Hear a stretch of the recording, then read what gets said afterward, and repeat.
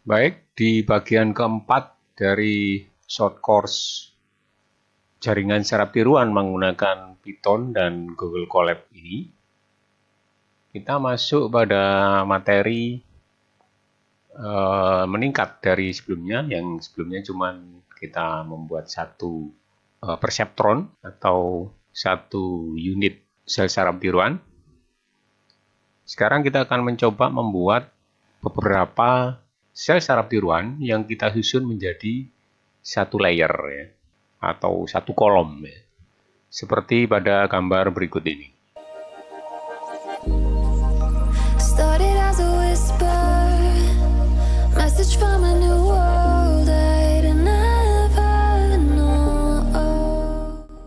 Nah, seperti biasa sebelum kita memulai melakukan coding untuk implementasi pembuatan satu layer jaringan saraf tiruan ini, kita buka dulu browser ya. Di sini saya masih pakai Google Chrome.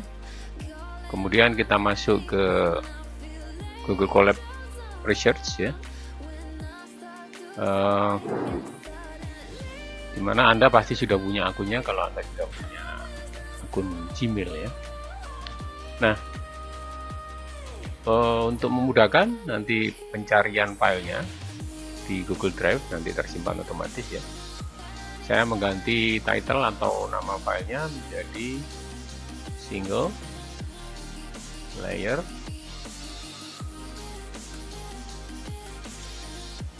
ANN atau Artificial Neural Network ya.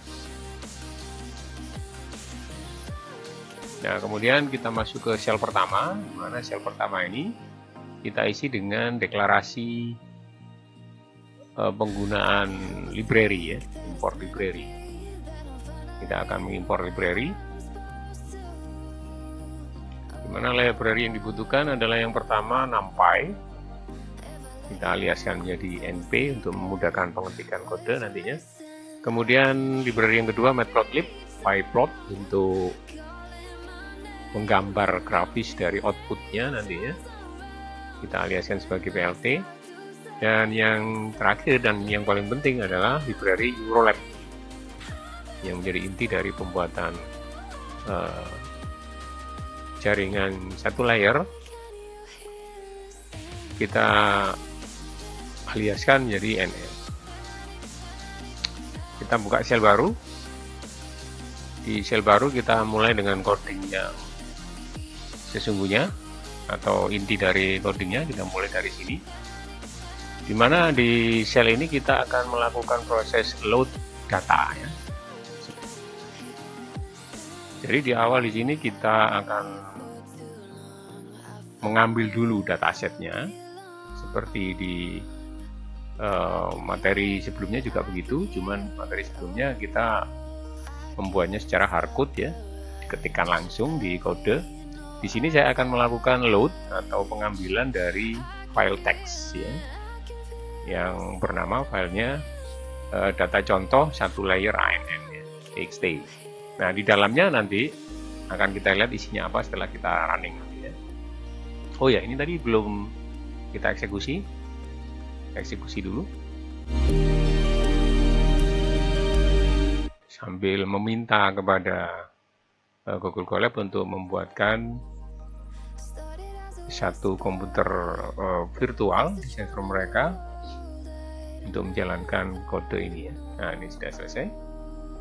Tuh, ada error ya. Oh, ini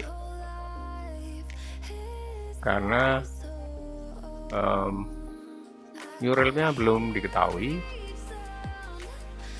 modulnya, sehingga kita harus install dulu di sini ya, dengan perintah pip install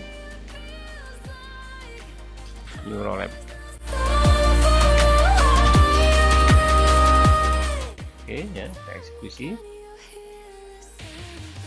Nah, ini proses instalasi Eurolab di mesin virtual Google Colab ya.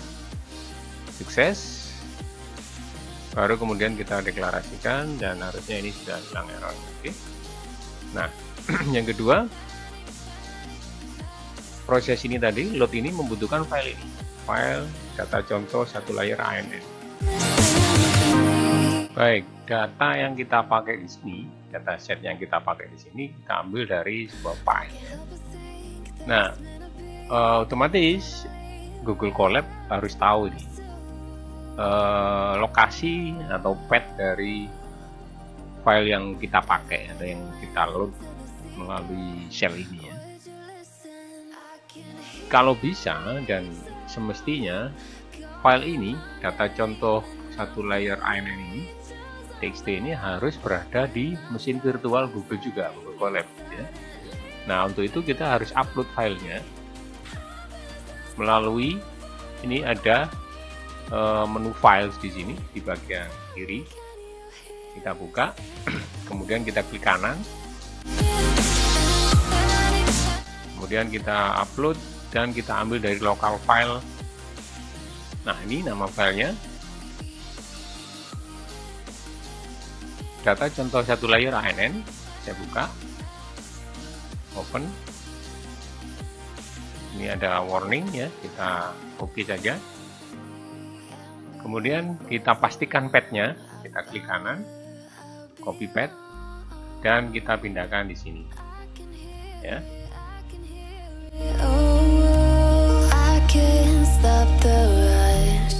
Kita pindahkan di sini. Nah, ya, kita paste di sini. Sekarang path-nya lebih lengkap. Ini sudah berada di mesin virtual machine Google Colab ya, yang disediakan oleh Google Colab untuk kita. Oke. Setelah itu kita coba apakah berhasil. Ya, berhasil. Dan untuk memastikan saya akan tambahkan sebuah sintak untuk melihat isinya ya. Melihat isinya, saya print variabelnya teks. Nah, kita cek hasilnya seperti ini. Nah, ini ya. Ternyata data itu berisi data angka-angka juga, sama seperti di materi ketiga sebelumnya yang single perceptron. Cuman jumlahnya lebih banyak. Di sini ada 1, 2, 3, 4 kolom. Kemudian ada 1, 2, 3, 4, 5, 6, 7, 8, 9, 10, 13, sekitar 15 ya, 15 baris. Jadi 4 kolom, 15 baris. Matriks 4 kali 15. Oke. Selanjutnya kita buat sel baru yang akan kita isi dengan kode yang memisahkan antara fitur dari dataset tadi yang kita ambil dari file tadi dengan labelnya ya, sama seperti proses di materi sebelumnya ya, cuman ini bedanya single layer. Kalau kemarin single perceptron atau satu sel secara keseluruhan.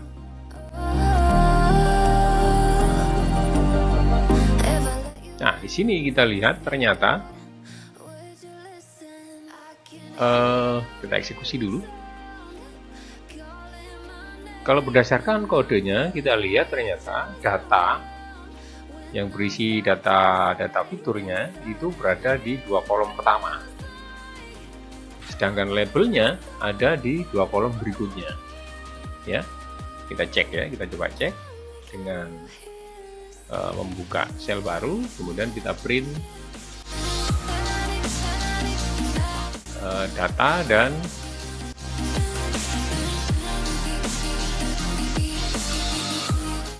data dan print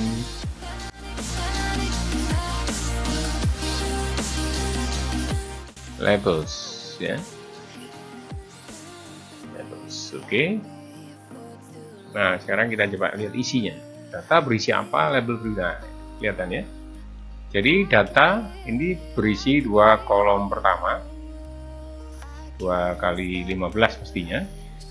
Sedangkan labelnya ada 2. Artinya apa? Kalau labelnya ada 2 berarti dia punya 2 output. Kalau kemarin single perceptron labelnya cuma satu, berarti cuma ada satu output saja ya. Kalau ini dia punya dua output. Kalau punya dua output, hampir bisa dipastikan bahwa sel yang membentuk jaringan di single layer ini pasti lebih dari satu sel ya, lebih dari satu sel, minimal dua ya. Nanti akan kita lihat saat kita melakukan coding untuk membentuk objek dari jaringan Sarabduranya yang single layer. Oke ya. Jadi dua kolom pertama sebagai data dari disebut fiturnya, kemudian dua kolom berikutnya sebagai label. Sudah terpisah. Sekarang kita lanjut di sel berikutnya yang akan kita isi dengan kode. Kita isi dengan kode untuk menggambarkan secara grafis datanya dalam sebuah diagram ya.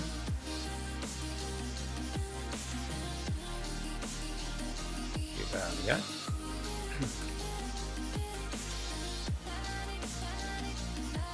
Ya, hasilnya.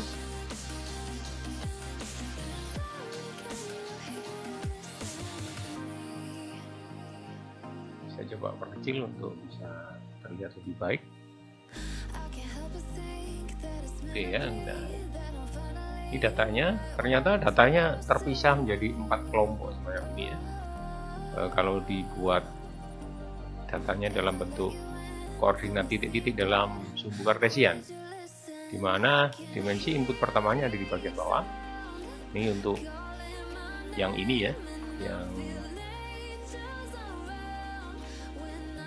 nah ini ya, yang kolom pertama ini dimensi satunya itu ada di sumbu X-nya, sedangkan kolom keduanya yang ini 4, 3,9 dan seterusnya ada di sumbu Y-nya. Nah, pertemuan antara misalnya baris pertama 1, 4 ini ada di sini, 1, 4 ini tadi data pertama di sini, dan seterusnya nanti terlihat datanya mengelompok menjadi 4 kelompok semacam ini kalau divisualisasikan.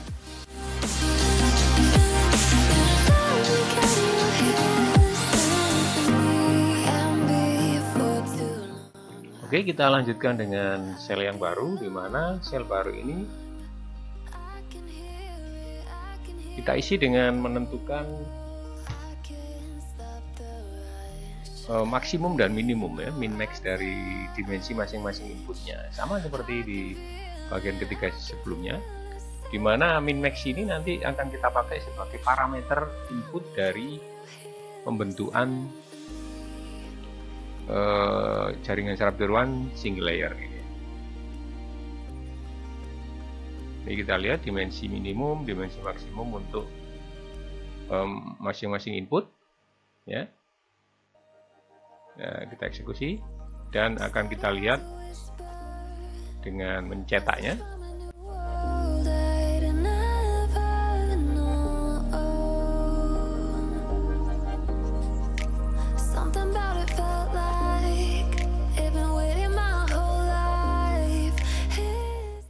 DIM 1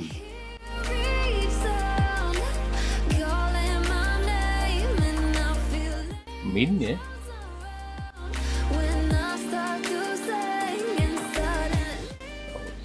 DIM 1 min dan DIM 1 max.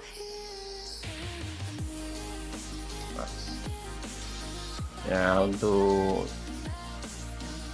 data yang kedua, untuk yang di kolom keduanya atau dimensi keduanya, kita tinggal ganti ini menjadi 2,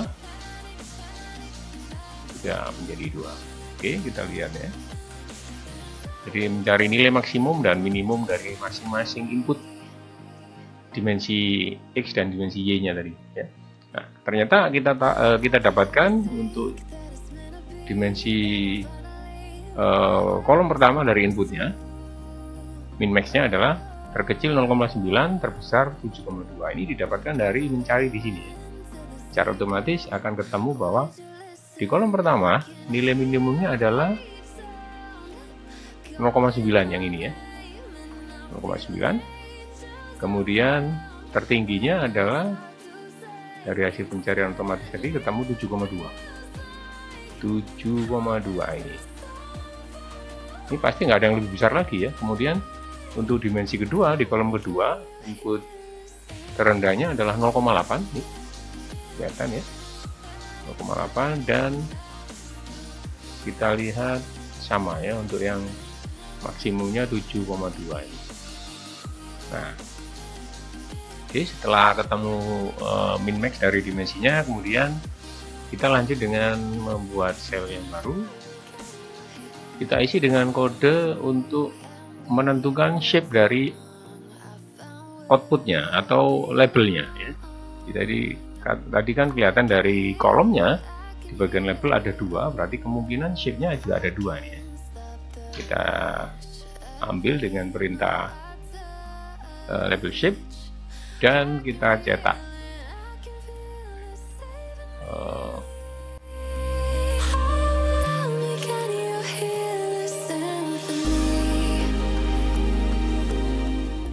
Nah, ini kita lihat hasilnya harusnya 2 ini ya, 2, berarti ada 2 output ya. Oke, kemudian kita lanjut di sel berikutnya. Kita isi dengan kode menjadikan 1 ya, min max dari dimensi inputnya, baik input 1 dan input 2. Kemudian dilanjut dengan, nah ini yang kita tunggu-tunggu, yaitu membentuk sebuah single layer dari sel saraf tiruan ya. Kita membentuk single layer dengan perintah misalnya nih single layer single layer sama dengan ya NL dari library Neurolab tadi, new perceptron dengan dimensi inputnya ini tadi ya, dan jumlah outputnya 2. Oke, kita eksekusi. Nah, ini sudah terbentuk sebuah objek single layer yang berisi beberapa sel saraf yang membentuk single layer ya, dengan 2 output. Selanjutnya kita buat sel baru lagi ya, kita isi dengan kode melakukan training ya, training terhadap objek single layer receptor yang sudah kita deklarasikan tadi di atasnya, dengan datanya ya, data yang 2 kali 4 atau 15 tadi, 2 kolom tadi ya, dari array yang ini, data ini ya. Nah, ini sampai di sini. Kemudian parameter input kedua adalah labelnya ya, labelnya ini berarti yang ada di bawahnya ini labelnya. Labelnya ada 2 kolom, berarti ada 2 output. Kemudian parameter epochs ya, jumlah proses untuk mendapatkan error terendah, perulangannya diulang berapa kali ya, ini maksimal 100 kali, artinya kalau dia sudah stagnan di titik terendah, sudah dia tidak akan dilanjutkan ya, tidak harus 0, mungkin berapapun asalkan sudah tidak bergerak lagi errornya, berarti dia sudah akan dihentikan meskipun kurang dari 100. Tapi kalau sudah melebihi 100, dia di stop di 100 gitu ya. Kemudian learning rate-nya ini adalah kecepatan proses iterasinya pada saat melakukan training ya. Oh ya, ini ada kesalahan, ini ganti dengan sesuai nama pada saat kita deklarasikan, namanya single layer. Single layer.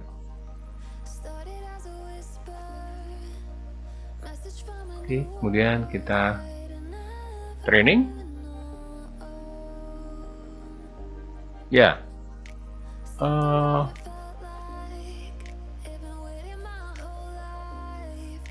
pokoknya sudah sampai 100, sudah berhenti ini ya, sudah berhenti.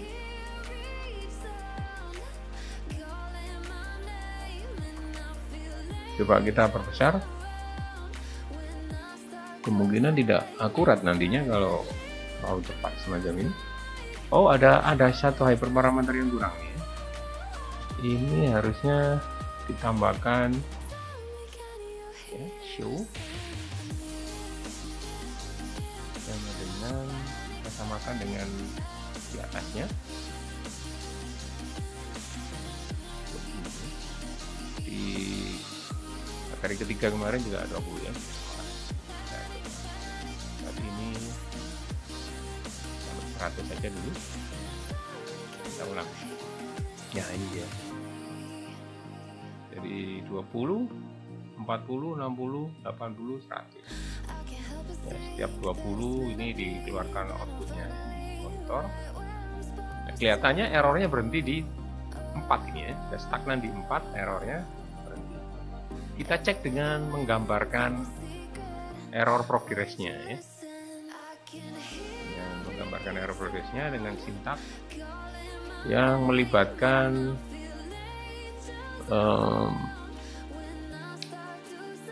matplotlib ya. Kita eksekusi biar muncul gambarnya. Nah, ini dia.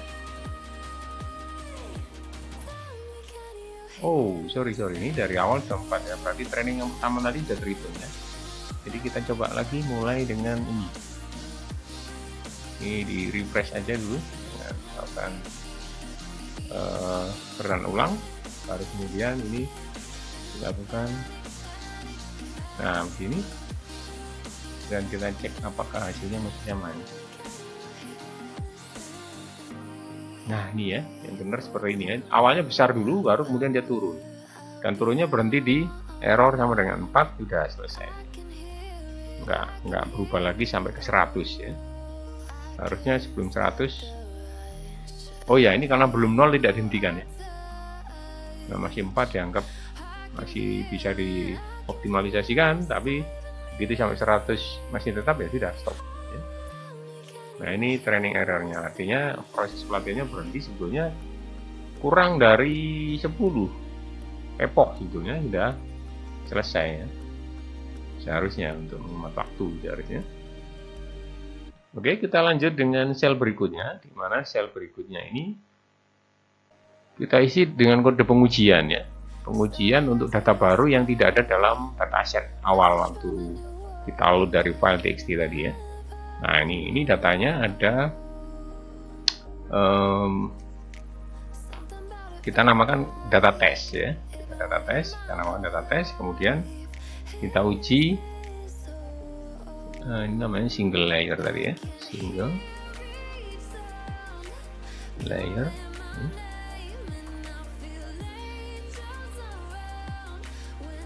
Oke, jadi kita tes dengan 3 data, 3 baris data ya, 0,443 pasangannya, 4,4, 0,6 dan pasangan ketiga 4,7, 8,1. Ini kita uji sekaligus, kita umpankan ke single layer ANN ini, sehingga nanti outputnya juga mestinya ada 3 pasangan ya.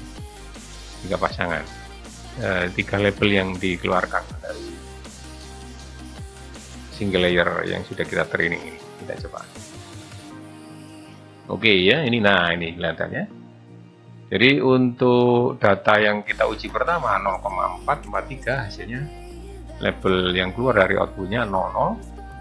Kemudian untuk uji kedua 4,4, 0,6 ketemu 10, dan yang terakhir 4,781 keluar 11 ya. Oh ya, mungkin Anda kalau belum bisa membayangkan bagaimana sel itu terbentuk dari terutama dari ini ya, dari deklarasi objek yang ini, itu Anda bayangkan seperti ini gambarnya.